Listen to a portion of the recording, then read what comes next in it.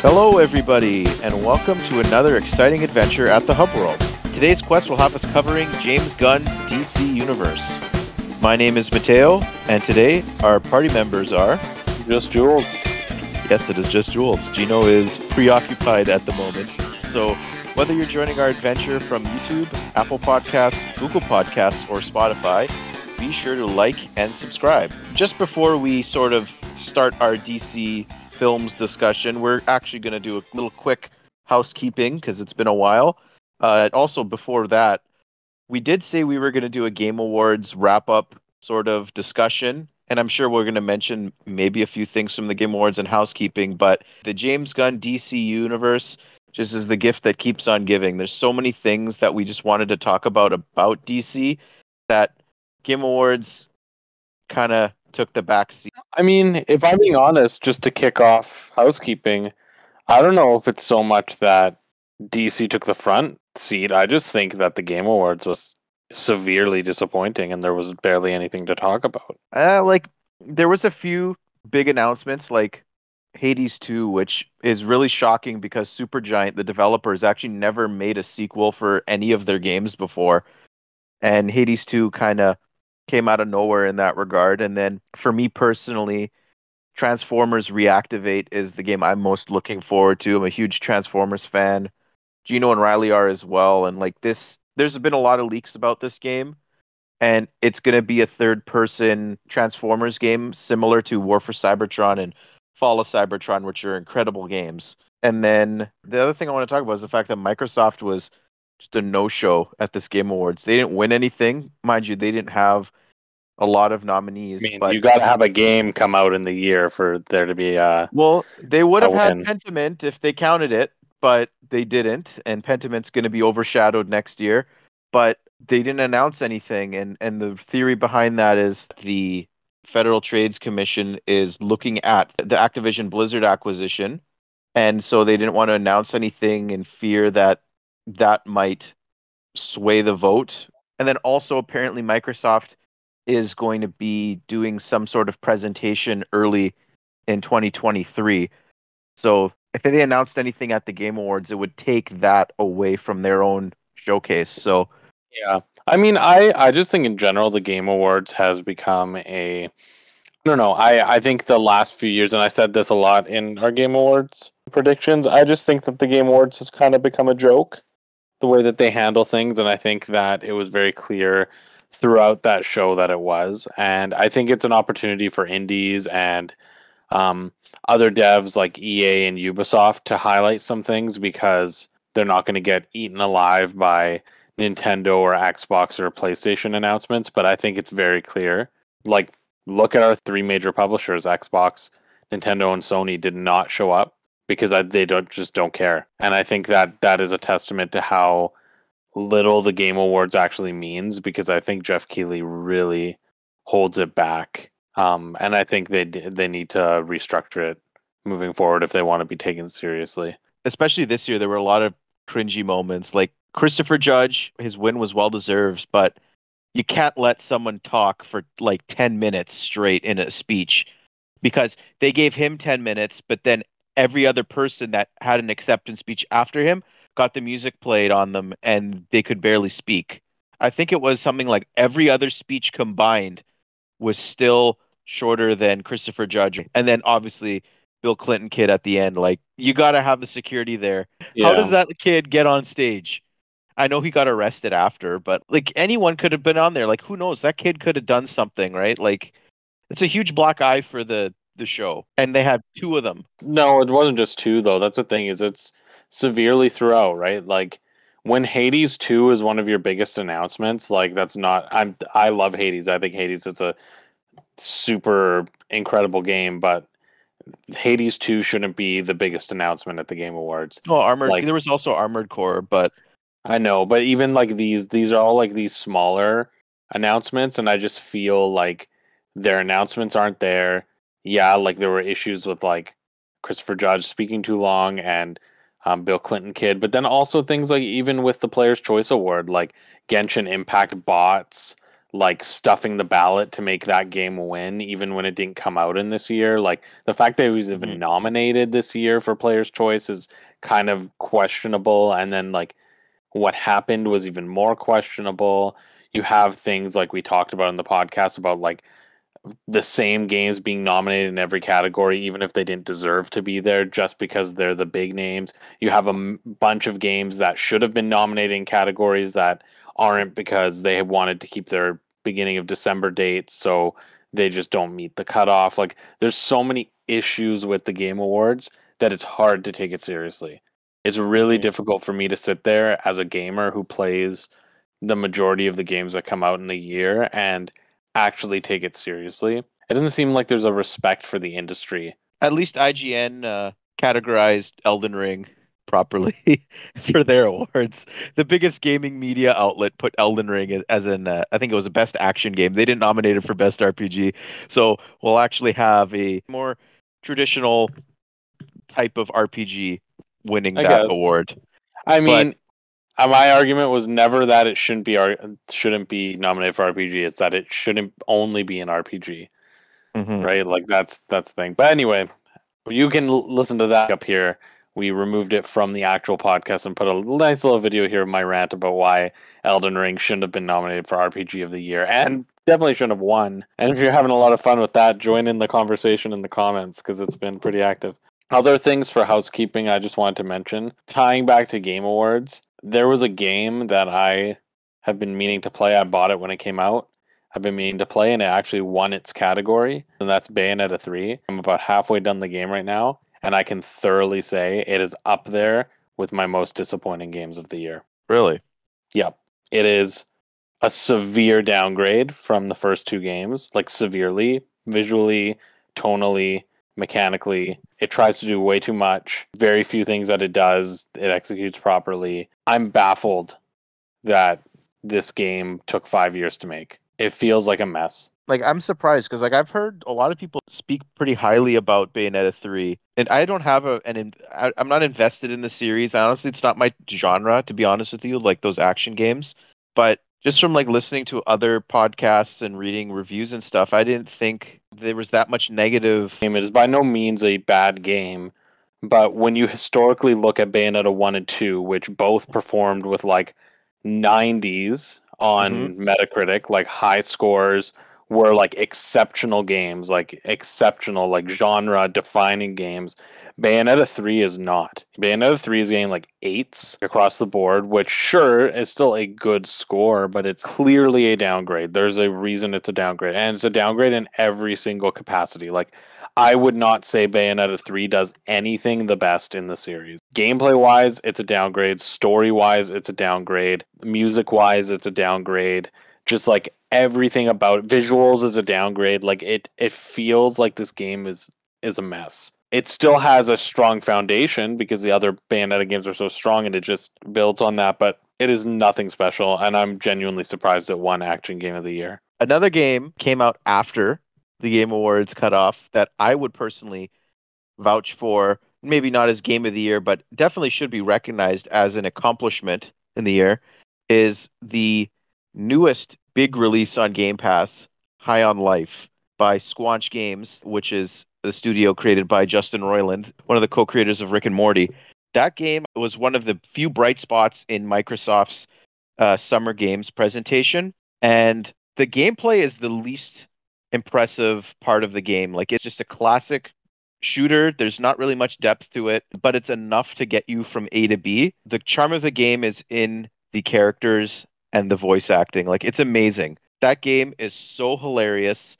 And it's not even a long game too. It's like I beat the game I think in 10 hours max. And a lot of people are saying that there's game breaking bugs and it doesn't run properly, things like that. I didn't have that type of experience personally. Like I played it on my Series X, and as a huge Rick and Morty fan, it scratched that itch. There's so many surprises in that game in terms of like actors appearing in the game that I had no idea were in it. And then also just like the fact that they bought the rights to put in, Justin Roiland bought the rights for four full movies. Like they're bad movies, but they're in the game, and it's hilarious how they're incorporated in this game. I read somewhere this was like the third biggest launch on Game Pass ever. So that's a huge success for Microsoft and for Squanch Games. And I just want them to keep making stuff like this because if it was a little more polished, I think I would actually say this was like maybe in my top five of games of the year. But there are frame rate issues and things like that, but that still was not enough to really sour my experience. Like I just loved everything about this game. Like it's one of the funniest games I've ever played. So High on Life is like a huge, huge, huge two thumbs up for me. Awesome. Yeah, I'm gonna play it once I finish Bayonetta, assuming I finish Bayonetta before I get Crisis Core. But the last thing I want to mention in housekeeping is I just started Sonic Prime, the new Sonic show on Netflix, and I can say it's thoroughly enjoyable. I really like it. I think the characterization's spot on. I think it lends itself well to being within that main Sonic continuity. And yeah, it took me a little while to adjust to the new voice actors in the show, but by the second or third episode, I was pretty sold on it, and I think it's very intriguing. I think it's very fun. Animation is fantastic. It feels like Sonic. Like that's the most important thing with anything Sonic is that it feels like Sonic. And Sonic's had a very strong year this year. I really do feel the like rise of Sonic the Hedgehog as a brand again. And coming off of what I consider to be a very successful game and a highly successful movie, like having this show as well, it's just that triple threat. Like everything Sonic is good right now, and I'm here for it. Yeah, and the one thing I'm watching right now that I'm just absolutely in love with is Ted Lasso on Apple Plus. If you're a Game Pass Ultimate subscriber, you can get a 3-month free trial for Apple Plus. I'm not going to go into the details about how ridiculous it was for me to claim that because of Apple and their gatekeeping in a way method to actually create an account to watch this. That it was an endeavor to say the least. But yeah, the show is amazing. Surprisingly, I didn't know that it's a Warner Bros. Show that they sold to Apple. So that was a huge surprise to me. But yeah, the show is amazing. It's not what I thought it was going to be when I went into it. It's actually really, really deep and really thought provoking. And no wonder everyone loves this show. Like I thought it was just going to be a sports comedy, but it's not. It's way more than that. It's so fantastic. It's hilarious. Jason Sudeikis is phenomenal in that show, and I cannot wait for the third season. I'm still not done season 2, but I know I'm going to be in love with this show even more by the end of it. I might have to go buy a month of Apple TV just to watch Ted Lasso season 3 when it's done. Like that's how good that show is. I'd be willing to do that for it. One last piece of housekeeping as we're talking about television, which is all over the internet right now, but Ash Ketchum is leaving Pokemon. It's bittersweet. That's the thing. It's bittersweet. I'm glad they're doing it like on an anniversary year. Like 25 is like a good year to do it. And it does sound like we don't know for sure, but they're like returning him to his roots. They're giving us 11 episodes to say goodbye. We've seen the new characters, and it does seem like design-wise that the new main character might have ties to Ash. And Ash's Japanese voice actor has come out and said, like, you're not saying, done. Yeah, like the story's not done. So, and most like I don't think Pokemon Company is stupid when it comes to the anime, regardless of how you feel about the games. I don't think that they would retire Ash and not have a legacy piece in there. Like the main character is most likely connected to Ash in some way, whether it be his daughter or some other kind of connection. And I'm certain Pikachu is going to be passed down, and I'm sure Meowth is going to continue as well, like with the next villainous team. Like I'm sure there's still going to be connective tissue, and I'm sure there's still going to be characters from the original anime that pop up, whether it be Ash or other companions every now and again. And I think it's very much going to be that like continuation that allows for newcomers to like really like engage and enjoy, but it doesn't necessarily completely like abandon the past. Yeah, and like I have the opinion that like the first 4 series of the Pokemon anime are really, really, really good. It sort of took a dip in my opinion with Gen 5, but Gen 6's anime, the X and Y anime, is so fantastic. And like Gen 7 though, right after that was the bottom point. And it's sort of gotten up a little bit with the Journeys anime. See, some people wouldn't agree with you. Some people would say Gen 7's anime is really strong. Oh, I don't know how they would say that. That just the visual quality alone is so bad. Like, The visual quality was a downgrade, but from what I understand, I don't think the actual anime itself was a downgrade, and it also was the first season where Ash actually like technically accomplished his goal. yeah, and he accomplished his goal with like his worst team ever, which makes no sense to me. Like, he lost in the Kalos anime, and he had an amazing team. And he had an amazing team again in the Journeys anime, which the one that he won with. But his team in the Sun and Moon anime was so bad, and like I tried giving that show a chance. I just couldn't do it. It was just way too cartoony. Is like I know that's not a great word, but like that's how I felt about it. Like it was way more over the top than it had ever been, way more cheesy, and the visual style just did not help it at all. But like was gonna say, like if there was ever a point to end, that would be it. And yeah, I agree with everything you said. I'm really looking forward to this final 11 episodes plus the other stuff that they're going to be doing for Ash, and it's going to be a great send off. I think that's going to be something that's going to be really special for the Pokemon fan base, and I'm going to watch those episodes even when they come out in Japan, because they'll come out in Japan probably 3 months before they do in the West. I'll watch them then, and I'll watch them again. Like this is like it's a big deal. We all grew up with Ash, and now he's gonna no longer be 10 anymore. Ash could potentially be a father, which is like brain breaking. Now, getting out of housekeeping onto the main topic. And boy, this, like, I don't even know where to begin with this. Speaking of bittersweet, we all know that James Gunn and Peter Safran became the co CEOs of DC Films, and they actually took DC Films out of the Warner Bros. Umbrella. And DC Films now, or I guess now it's DC Studios, they are their own film studio within Warner Bros. Now, similar to how Marvel Studios operates under Disney. So they're their own company within the studio now, and now they're headed by James Gunn and Peter Safran. And if you don't know who James Gunn is, I mean, where have you been? Peter Safran has been a producer for DC movies in the past. He did Shazam, The Suicide Squad, Aquaman. Like he's been around the block a few times with DC, and they're both fantastic choices. You know, Peter Safran is the business side of things, and James Gunn's the creative. And I said previously in my 10-minute sort of video essay that I made last year about where I felt the DC's film's future was going. At the time, it was not so great of a time to be a DC fan, in my opinion. I thought that was a disastrous direction that Walter Hamada wanted to take the franchise. Now Hamada's gone. We've gotten Black Adam, Peacemaker season one came out. The studio has sort of changed course from there again now with James Gunn, and all signs point to that the DCEU is going to end. They're going to be starting from scratch. They're rebooting, pulling the plug, ripping the band-aid off, like however you want to say it. Like, and honestly, even though that means we're not going to have Henry Cavill as Superman or Ben Affleck as Batman, potentially all these beloved characters are being recast.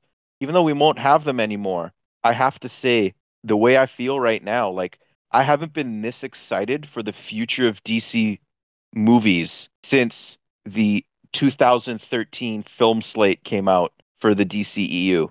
I'm buzzing right now, just even thinking about what could be coming ahead. And we kind of have an idea of what could be coming ahead, and we'll probably talk about it. But Jules, what do you think? I think a full reboot is coming. I think it's necessary. No matter what people wanted Cavill, people wanted this universe to turn itself around. It has been condemned for a long time. There's no turning it around at this point. It's been too muddied. And even things like Henry Cavill is something that the hardcore DC fans want.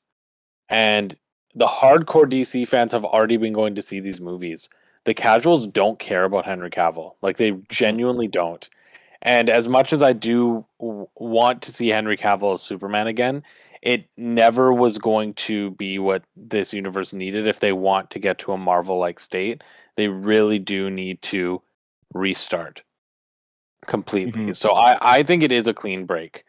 I don't think there is going to be any actors from the previous saga of DC movies coming back, except in like vastly different roles, like the rumored Jason Momoa as Lobo. But I do think that doesn't mean they'll never come back. I think that what everybody needs to recognize is that the DC, whatever we want to call it, the new DCEU. James Gunn saying DCU, so they're ditching the E. So it's gonna be a little confusing. Yeah, but I think isn't that talking about like the entire multiverse? Based on his tweets, because like he's very active on Twitter, James Gunn. He just keeps repeating DCU, DCU, DCU. So I think that's what he's trying to push in media and into the fan base, saying this is what we're going to be referring to it as. So I'm going to be Okay. calling it DCU. So Yeah. Well, I'm not going to call it anything yet, but either way, what I was about to say is I think that this new iteration of the DCU needs to establish itself the way that Marvel did, and it needs to take its time. And I yeah, think that what others are not recognizing is it doesn't mean Henry Cavill will never get his time in the sun again. It doesn't mean that like Margot Robbie and these other great things about the DCEU won't come back again. It's that they're going to be gone for a long time. Look at Marvel, right? Marvel took a long, long, long time to build up the Marvel Cinematic Universe. And now we're getting to this point in time where they're extending even further outside their boundaries, right? They're bringing in like Tobey Maguire's Spider-Man and Hugh Jackman and Deadpool, and like there's more rumors that some of the Fox universe mutants are going to be integrated into the MCU, and we're going to see more like of these characters from the other like Marvel films kind of like come in. That's something that DC can look at doing way down the line when they've successfully restarted this universe, given new, fresh takes on all of these superheroes, a time to seep in, have their stories be unburdened by the baggage of the DC movies, and then bring in those elements when the yeah, time is right in a fresh way, right? Like it doesn't matter that Tobey Maguire's last Spider-Man film was Spider-Man 3, which was universally accepted to be dog. Everybody was excited when he came back because what they remember are the highs, not the lows. And the same will be said about something like Henry Cavill. In 10 years, if they do Crisis on Infinite Earths and they start bringing in like actors from the DCEU or even prior, like they bring in Michael Keaton's Batman or whatever, at that point in time, people are going to be willing to accept just the positives, right? They're going to be like, oh, mhm, yeah, I remember how much I loved Henry Cavill's Superman, and they're going to forget about Batman versus Superman because we're in a fresh new universe. Same thing with Margot Robbie, right? They're going to be like, wow, what an amazing Harley Quinn that I miss, completely forgetting how crappy Suicide Squad was. Like, that's what needs to happen. There are great things about the DCU. There were so many successes, but it will never escape the baggage. And we need something fresh, and we need something new. And it's the right call. It's just the right call. James Gunn's doing what they should have done years ago. and there has just been far too many controversies. Like there was what happened with Zack Snyder and him being fired. There's the stuff with Joss Whedon when he got hired on Justice League.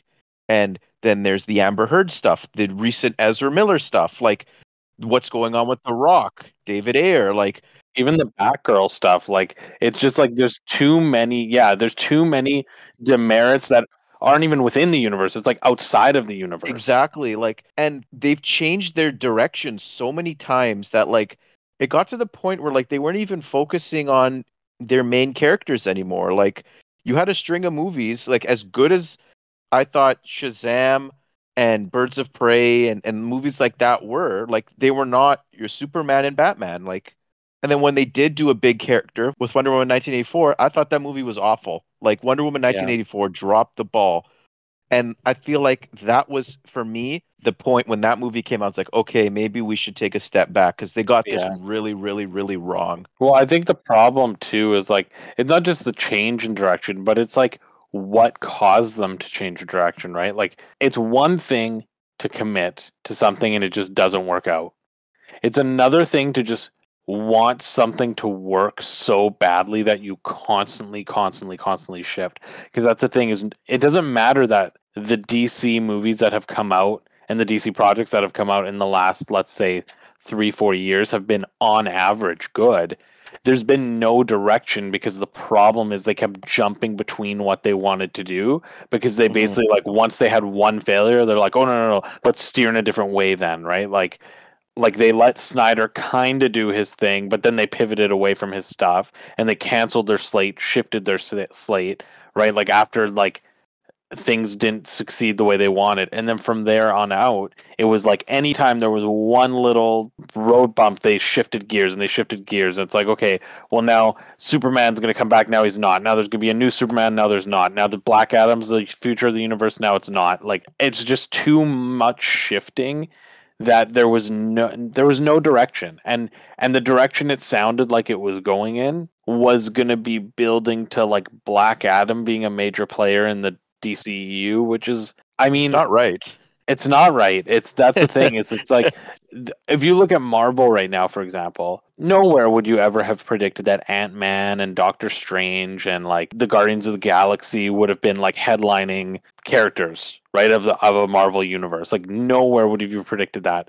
But the difference being that the big ones, Captain America and Iron Man and Thor and Spider-Man, now that he's like in it, and the Avengers, like they got their time in the sun. Their whole story is played out. They retired as characters, and now these other characters that were supporting characters for a long time have been like grandfathered in as like the new main characters. And so even though they're not the biggest characters, even though Ant-Man isn't Spider-Man, Ant-Man isn't Wolverine, we've also just watched like 10 years of Ant-Man's story, so we're invested, and it's easier to make him a big character versus like throwing like Black Adam, who ultimately is like a C tier. I wouldn't even call him a B tier. He's like a C tier DC character, just in his first movie, like positioning him as like the future of the DC. Like, that's the wrong way to do it. That's just not gonna work, because none of the characters that mattered. The Flash still hadn't gotten a movie. Cyborg hadn't been seen since Justice League. Green Lantern still hadn't gotten a movie. Superman had one film and just disappeared. His story wasn't even done. Batman disappeared. His story wasn't even done. Wonder Woman had two films. Like, Aquaman hasn't even had its second film come out, and that's the issue. Is like you have all these major characters that either did not have their stories concluded, or just were dropped completely, or never started. So And that's no way to tell a story. Like no, at it's the end of the not. day, and James Gunn pointed this out. Like he said, he knew going into the job that what he wanted to do was going to pick a lot of people off, and like he made the right call to pull the plug, rip the band-aid off. Like that had to be done. But if these movies are good, like that's a big thing. Like we have to see these movies come and these TV shows, and it's actually going to be movies, TV shows, and games, like and animation. It's all going to be supposedly under this umbrella now. That we have to see the finished product. But if the finished products are really good, that's a win-win-win. Fans win, the company wins, and the creators win. So that's the only way you're going to get many people happy as possible is if you do this. And as we just said, like the brand, the franchise has needed this. It's been stale, and movies that should make a lot of money are not making money now. And I think the reason why people are not going to the theaters now is because they just don't care. Once the general audience can get excited about a new Superman, a new Batman, again, I guess another new Batman, like Green Lantern can come back. Like that is genuinely exciting, and DC can make a huge statement by going all in. And they have the ability to do that. They have the characters, like good chunk of their core cast have existed for almost 90 years. And they have fans of all age groups. And if they can make a universe that everyone can get behind, it can be something really special. I said that in my video. Like, it was a shame for what they were doing with Superman and Walter Hamada's tenure. Like, he benched their biggest character. If Zack Snyder's Justice League, like, I consider that movie to be, 2017. Even though it came out last year, that movie would have come out in 2017. Superman was not in a movie for 5 years. It was 5 years between Snyder's cut and Black Adam. You cannot have Superman out for 5 years. And I'm sorry, like that's not a way to run a Yeah, franchise. not at all. James Gunn said Superman is one of the biggest, if not the biggest priority going forward for DC Studios. And to me, that was the thing I wanted to hear for years. And if that means that Henry Cavill can't be in it, then so be it. I love the character more than the actor. As amazing as the actor Yeah. is, it's all about the characters. Yeah. And Ben Affleck's Batman was my favorite Batman, and Gal Gadot's Wonder Woman's phenomenal. Zachary Levi's Shazam's amazing. But if they can't come back, so be it. If that means we can have a coherent, well-connected, amazing, optimistic, bright DC future, so be it. And Yeah. that's where I'm at. And I'm a huge Snyder fan, and I love Henry Cavill Superman. Man of Steel is one of my favorite movies of all time, and I'm ready to say that. Like I'm ready for the change. They'll find ways to incorporate them, right? Like that's the thing. The silver lining of Man of Steel never getting a sequel, the silver lining of Flash being in development hell, and Ben Affleck's Batman never really getting a movie to himself, is that these characters have not had stories told on the big screen in actually a long time. So the characters that might be at the fatigue of their stories are characters like Shazam and Aquaman. And if I'm being honest with you, other than Wonder Woman, they can easily bench Aquaman for their first phase or even two if they really, really wanted. Wonder Woman, they're definitely gonna have to find a way to do Wonder Woman because you can't do it without Wonder Woman. But they'll find a way, because even with Wonder Woman, like really, Wonder Woman 1984 wasn't seen by a ton of people. It didn't do very well. So for a lot of people, the last time they saw Wonder Woman was either Justice League or the first one. And also, like, by the time they get things going here, it's going to be a while since Wonder Woman 1984. Like, that movie came out in Yeah. 2020. So they might start this. Like, I figure they're going to probably start production on the first movie next year. That will Yeah. probably come out in, what, 2025, maybe? So Yeah. if the universe starts in 2025, you might not have your Wonder Woman movie until 2026, 2027, 28. And that's the thing, is they can always interpret her story very differently, because there has only been one real like lens of a Wonder Woman story told. So I In really do film. think in film, but that's what I mean is I think a lot of these characters are going to be fine, because like Superman hasn't had a story told in a long time, so he's going to be fine. Reinterpreting him is going to be fine. Flash sure will have a story told this year, but that movie's going to bomb at the box office, like, and most people aren't going to take it as like the only Flash that a new Flash has to compete with is going to be the TV show Flash. But even then, like, their A-listers for the first phase of DC movies can be such a different group of heroes. Like, they can do Superman, they can do Green Lantern, who hasn't been touched, they can do Flash, and they don't even need to do Barry Allen if they don't want. They can do Wally West and do something different with that, right? Like, they haven't really touched Martian Manhunter. Sure, they've done Batman, but like Batman will be fine. Like, they'll figure out Batman. And then like they don't need to do Aquaman, they don't need to do Shazam anytime soon. Like, they can put those on the back burner and just focus on different characters, right? Maybe they do Hawkgirl, right? Like, they can go with a lineup that's more closely tied to like Justice League. I think it's Unlimited, right? Wasn't it Martian Manhunter, Hawkgirl? Well, the Justice League, the animated series, yeah. That's the one. That's the one. Yeah. Mhm. Unlimited was the sequel that like blew the doors open for the whole universe. If they focus on the characters that have had space and time, then by the time that they want to introduce Aquaman and Shazam, they can, and they can do them very differently, right? Like, Aquaman can be more traditional, like he's been in the past, or they can go a different direction with Aquaman. Give him the hook hand.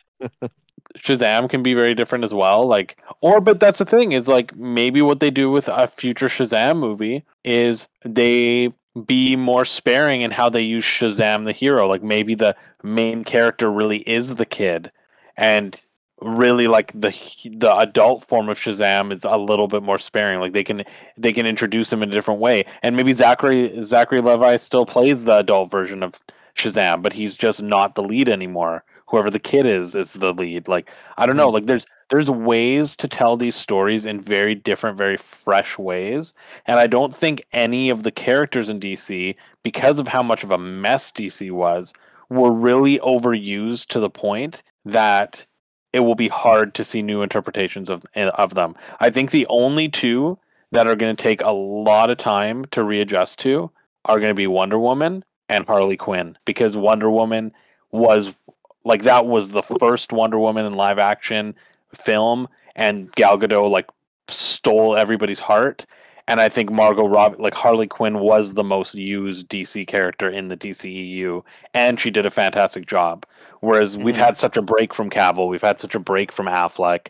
Ezra Miller's barely showed up. Jason Momoa, like, is great as Aquaman, but again, like, Aquaman's barely been used really. Like, I really think people will be fine. The thing that really makes me excited is what James Gunn said on Twitter. I think it was last week. He's like, someone asked him, "Hey, how are you gonna balance your big characters and your more obscure characters?" And James Gunn just straight up said, like, our universe is going to incorporate everything. Like, there's going to be a good mix of the big prime characters you came here to see and also characters you haven't heard of. And like, he's been posting pictures, and like, people have talked to him about Captain Atom, and like, he showed pictures of Lobo, of Mr. Terrific. Like, he loves Green Arrow. Like, Green Arrow's one of his favorite characters. Like, I think there's going to be a Justice League that's very similar to the Justice League that is currently in the comics, which is like your main characters. Like, it's Batman, Superman, Wonder Woman, Aquaman, Green Arrow, and Black Canary are in that Justice League. There's Zatanna, Hawkgirl. Like, Mhm. John Stewart is the main Green Lantern as well. Like, and I might be forgetting. It's a big Justice League, but like, it's going to be that Justice League from the animated series, which actually didn't have Aquaman in it, and that's what I think is going to happen. I don't think Aquaman's going to be a founding member because we're recording this near the end of December. Aquaman 2 is a year away still from the time we're recording this, which is mind-bending. There's 4 DC movies coming out in 2023. So I think that Justice League is going to be the main 7 members from the show exactly the way they are. Maybe you swap out Wally West for Barry Allen, because I think they should do a Teen Titans thing, and then I would want Wally West to be in that. That James Gunn said we are taking inspiration from the animated universe, the Bruce Timm one, and he also mentioned Young Justice. And Yeah. by mentioning Young Justice, they're going to really, really utilize these sidekick characters. And that's how you naturally build out your fail safes for when your characters either age out or their contracts expire, whatever. If the guy that plays Yeah. Batman doesn't want to be Batman anymore, you have the guy that's playing Dick Grayson is your new Batman. It doesn't need to be Batman though. You can just retire Batman, and at that point, Yeah, or like the guy that is Speedy. Well, Speedy is now Red Arrow, and he's in the Justice League instead of Green Arrow. You have all these flashes, all these lanterns, all these like the Amazons. There's Wonder Woman. There's so many Wonder Girls. Like, there's just so many characters that have the succession plan already in there. It's not like how in the MCU where you scratch your head like, well, who's the next Captain America type character going to be, or the next Iron Man? Well, you have these clear cut paths that DC has had, and these characters have been around for so long. Their stories are phenomenal. Like, it's just so exciting. I'm thinking like the Blue Beetle movie that's coming up. They finished filming, but like, they have to do reshoots and stuff still. And the filming wrapped before James Gunn was officially the head of DC Films. Blue Beetle could even be the launch of this franchise. He's a character that should be in a DC universe. I don't think they'd launch this franchise with Blue Beetle. I think that would be a very bad mistake. No, but think about it. Like, that movie doesn't need to be connected to anything, and maybe in a few years after the first few movies come out, then you'll see that Zolo, I think is Meraduena, I don't remember his name. His Blue Beetle will be in the new movies. It's a shame if that movie gets put out to die. Like, he's such a fan favorite character, but like, I personally think this Superman movie that James Gunn's writing, that's going to be the first movie to kick off the franchise.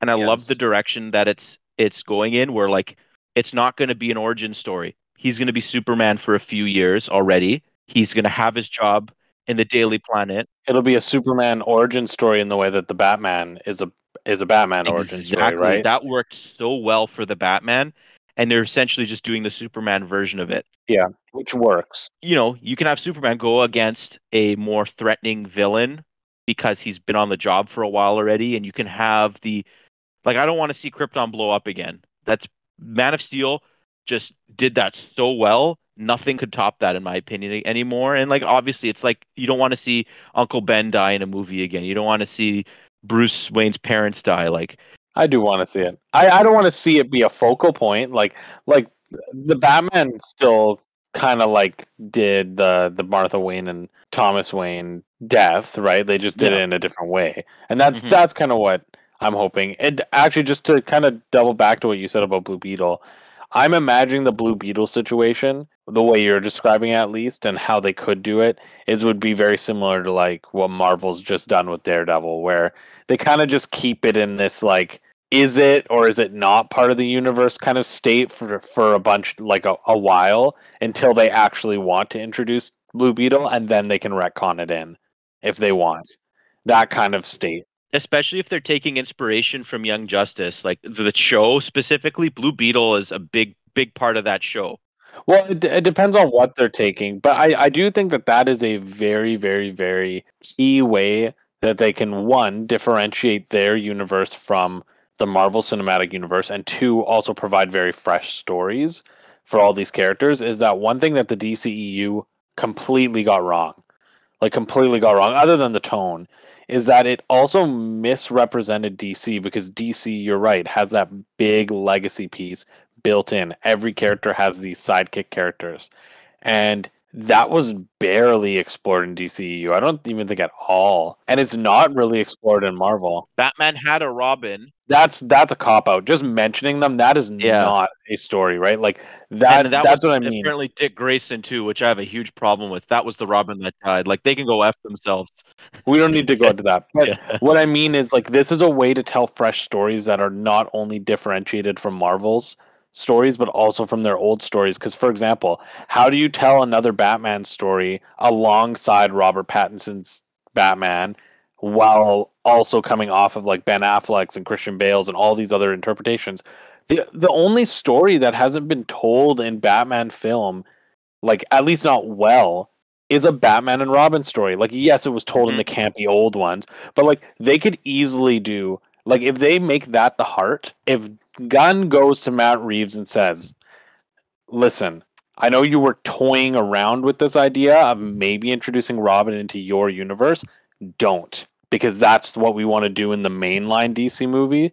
And then have all of Batman's movies be like this mentor, like this almost like Last of Us kind of style or God of War style storytelling of like, heart of gold, grizzled old man, like not necessarily old man, but like older man, like mentoring a young youth that's like carrying this burden of trauma into like dealing with it. Like those are stories that are hot right now. Like those are stories that are doing very well right now. Like that's why Logan was successful. That's why things like God of War and Last of Us are successful. And if they tell a story like that with Batman, it'll work. If they tell a story like that with Wonder Woman, what if they make the heart of the next Wonder Woman movie like the relationship between Diana and Donna? Like if they do those kinds of stories, I think it will very much differentiate them from Marvel's movies because they very rarely do that. And Hmm. it will also allow them to tell fresh stories that still introduce the characters to the audience, but it introduces them by introducing them to these characters, right? Like you're reintroducing who Batman is by having him introduce himself to Dick Grayson and mentor him, right? Like it's a different kind of lens that you place onto these characters that we've seen done to death in film. The thing that gets me most excited is what they're gonna do with Green Lantern because there was supposed to be a Green Lantern movie in the initial DCEU slate in like 2019 or 2020. And then that have sort of evolved into a Green Lantern show that's in development hell right now. That literally reboot, like they started from scratch, like 3 weeks before James Gunn got hired or something like that, and they were gonna pivot it from the auxiliary lanterns like Guy Gardner and stuff like that. They were going to go back to making it like a Jon Stewart or Hal Jordan type story. Now Gunn gets hired. They're not even going to bother making that show now, especially with like how HBO Max is changing things. I really think Green Lantern is either going to be the second or third movie in the slate. Like I think Superman's starting, and then it's going to be like a character like Green Arrow. Just say like I think Green Arrow could really have a fantastic film now. Like, and the audience for that character is bigger now, for better or for worse, because of the Arrow show. But like, and then Green Lantern, like Green Lantern is a gold mine. And that movie can connect to a lot of stuff because Hal Jordan or Jon Stewart, yes, they are in space, but they're also on Earth. So you can sow the seeds of like a character like a dark side or Mongol or even like a Superman villain like or like Lobo even like can be in a Green Lantern movie like as a cameo or something, and you can tease you the big threat that you're building up towards in a Green Lantern movie. And because the Ryan Reynolds Green Lantern came out, it would probably be like 15 years ago by the time this one comes out. Hal Jordan has to be the first Green Lantern on this Earth unless you do like a Justice Society thing. If Hal Jordan is the main Green Lantern, he can be off doing his own thing, but the movie can focus on Jon Stewart. And then Hal Jordan can be a side character or something in it, similar to how it was in the animated movies. But like, it's going to be a movie that just takes the universe away from Earth. And to me, that is where DC is most exciting because Cosmic DC is so fantastic and that can lead to so many things that I just don't even have the time to talk about, like New Gods and things like that. And like Green Lantern, because the Lantern Corps, they've been around for so long in the lore of DC and their reach is so wide. That can be an event, like it can build up towards like even like a brightest day, blackest night type storyline. I think I agree with everything you were saying there. Like, I think that there's a lot of potential for where this universe can build if they started out with that kind of cosmic element of both Superman and Green Lantern. And I Mm-hmm. think that that's definitely where they need to go, considering that Green Lantern is the single biggest character that they didn't touch in the DCEU. And I just think it's natural. It's a great place to start this next storyline, I think. And I think if they root it more in the cosmic sense, it also gives you time to like other characters like Batman breathe if you really wanted to. And like the thing I'm most excited about going into this new era for DC is that they're building a vision from day one before they start shooting anything. And when Man of Steel came out, I definitely didn't get the idea or the feeling that they had planned anything out beyond that. They were just sort of putting their feelers out with Man of Steel. Yeah, there was Easter eggs for potential things to come, but the plan didn't really start snowballing until after Man of Steel. James Gunn and Peter Safran and they've already built their plan. Like they have a 10-year plan. If they're already putting things together now, they know where they want the story to go. They're not just going to make stuff up, right? Like they've put a lot of thought into it already. And that is what you want to hear as a fan. Like these creatives actually care about the characters. Like they know what they're doing. Even if the stuff doesn't make money, like they're going to keep going with what they have because they believe in it. That's what I really appreciate about James Gunn. Like he's a big like I've heard interviews with him before, like even before he got fired from Guardians of the Galaxy, like he cares about comic books and he cares about characters. Like you're gonna have that James Gunn humor and things here and there, but like this guy was Kevin Feige's right hand. Like he was supposed to be in charge of Galactic Marvel before the fallout happened with him. Like he is qualified for this job, especially if he's only doing the creative end of things. So like people complaining and panicking right now, I think is not warranted. Like wait and see for what's to come, then you can say what you want. Like give the guy a chance and this is going to be I think the start of something really special and we're going to find out very very soon what the first handful of projects are going to be. Do I think the video game and animation sort of connection is going to pan out in the long run? No, like I don't think they're going to really care too much about that because I think that's casting the net too big. But like if they can keep movies and TV shows connected, that's a really good approach. And I hope they don't really dilute things as much as Marvel has been, in my opinion. Things are going to get going quick. DC fans, we've been through a lot.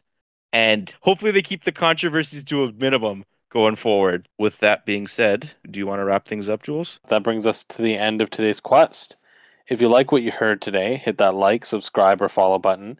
And if you want to contribute to the conversation, let us know any ideas for upcoming episodes or share your thoughts about what you think is going to happen with DC, maybe movies you want to see, James Gunn and Peter Safran, green light. Leave us a comment. Continue joining the conversation. We'll see you next time at the Hub.